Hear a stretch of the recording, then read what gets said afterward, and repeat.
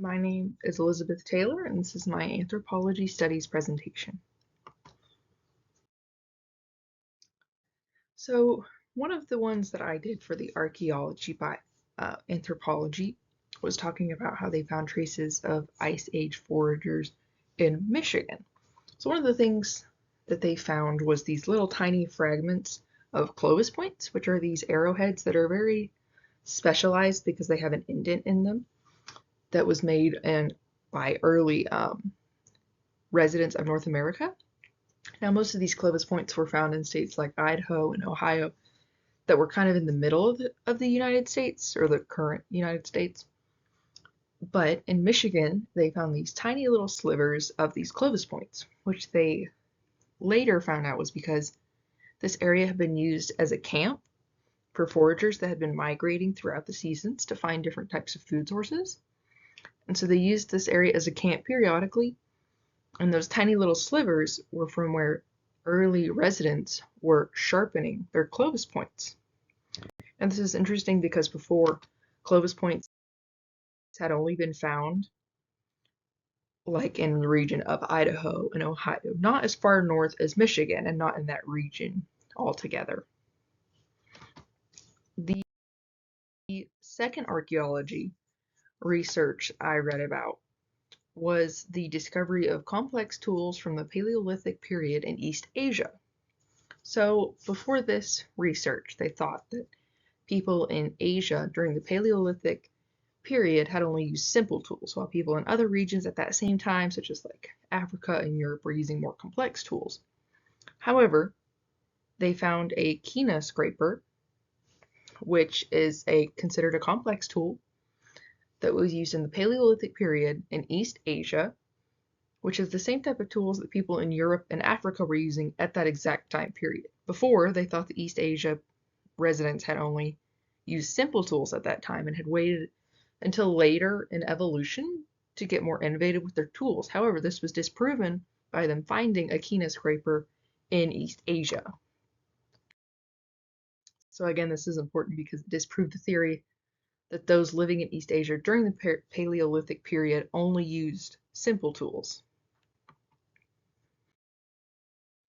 One of the biology articles I read about was talking about the olfactory sense, or the sense of smell.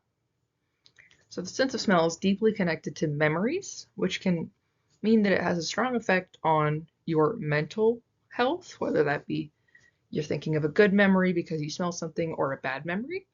And it's also important for your survival for things such as like smelling if food is bad, smelling if there's something dangerous nearby, like smelling a gas leak or something. It's very important for humans both in a social aspect and in just an independent survival aspect as well. So Homo sapiens have a 12% larger olfactory sense than Neanderthals, which gave them an advantage over the other early inhabitants and allowed them to adapt easier and faster. So again, it can be a social thing as well to be able to smell, which is why when a lot of people lost their smell due to COVID-19, it was a big deal because it affects both who you are as an individual and your spot in society. And again, it's deeply connected to emotional health because of the way it is tied to memories. The other biological one I read was about how ancient humans lived in the cold around 500,000 years ago. So for a long time, it's been kind of a mystery how they survived. We knew that they depended on campfires and that they would eat more meat, which increased their fat intake over something like plants, which is mostly like calories and protein, not as much protein.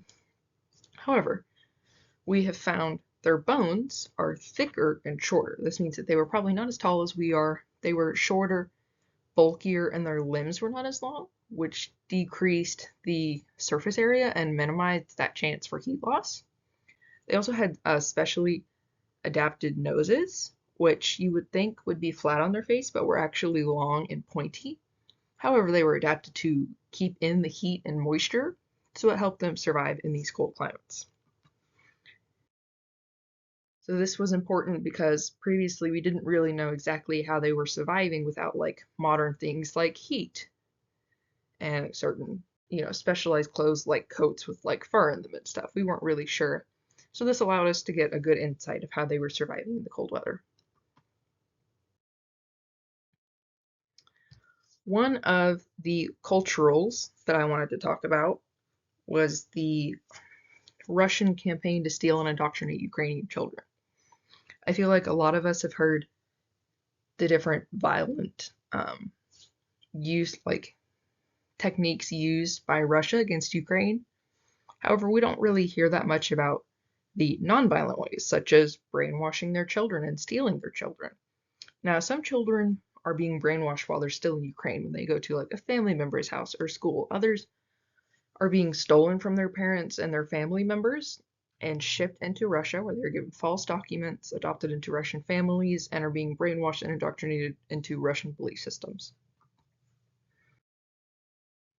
This is important because it is another type of erasure, essentially wanting to not only wipe out the adults, but change the children to where they don't sympathize for their own country and they don't understand what is happening in the true way it's happening. Another culture one that I wanted to talk about was the Israeli and Palestinian war that's going on currently. So before 2023, whenever Israeli soldiers would post stuff online or if they were interviewed, and just in general, they would be remorseful and talk as though they were sad about the situation and that they did not enjoy having to kill people. However, after 2023, I think after gaining some foreign allies, such as the United States and other countries, the Israeli soldiers became more bold and changed the way that they presented themselves, especially online. Since 2023, they started to post more videos of them torturing, abusing, punishing Palestinians, them looting Palestinian homes, laughing while killing them, etc. Just posting all of this content, boasting and, bragging about their job and what they get to do essentially. Now, the main important part of that is that there was this severe change from before 2023 and after 2023, which I think did come from the foreign allies that they gained and that they figured out were on their side and would help support them. One of the language articles I wanted to talk about was a college professor who helped her students understand how powerful words can be. So she would put curse words up on the whiteboard and then talk through it with her students about one curse word at a time, saying who created this curse word, who was it meant to hurt the most, and who was it typically used against now, and do you see the power that it has over these two different genders and how it's treated differently depending on who says it and who they say it to. So this was important because it really showed the college students how much power words carry and how much words really are gendered, even if you don't always think about who is more hurt by those words. The second language one that I wanted to talk about was a comic of an indigenous Spanish language. So this language has very few speakers and less people speak it as time goes on. So Nando Muriel started to write a comic book about a traditional Nanjo story about a deity that watches over central Mexico. So it's published in 3 languages. It's published in English, Spanish, and his specific dialect. And this is able to help him not only keep it alive, but share his language and his culture with others. And it's really good because it's the first written account of the Nanjo language, as well as the first book to just in general talk about this dialect, this community, their culture, their language, all of it. And it's really important to make sure that there is history of them and to try and spread this culture and let everyone take part in this dialect. If I was to do a research study in anthropology, I would choose to do it on the biology anthropology subfield. So I would want to do it about black and white people and the dental diseases that they get, like how common each race deals with it and how they're different in each race. I would like to learn more about black dental care, as it's currently misunderstood and severely understudied. Black people generally report having worse health than white people, and this is especially important for dental health. 16% of Black people reported having lost 6 teeth or more due to gum disease or like tooth decay, while only 12% of white people reported that same issue. I would want to do this in the United States as we are the second highest country with the highest Black population outside of Africa. So 14.4% of our population is Black people, with that being around 43 million people living in the US.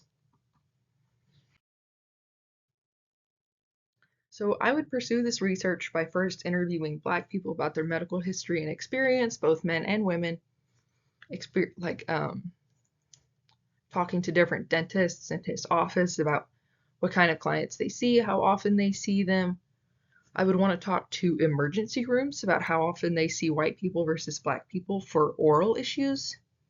And I would want to interview both white and Black people to be able to tell the difference between the data and just collect my own data, as well as reading previously found data both on oral care, just medical disparities in general, even gender disparities, as well as race disparities, and just more stuff on that, seeing previous and collecting my own data. So why is this important? I think that this would be a good research project because we know a lot about white people and their medical history, and often black people are ignored and neglected when it comes to medical research and knowledge. Like, we know even less about Black women because women are such a medically marginalized group. So especially Black women are a marginalized group. So knowing about the dental health conditions that white and Black people have and how they differ between the two races and like frequency and severity, stuff like that, it can be very beneficial for the medical community and the Black community.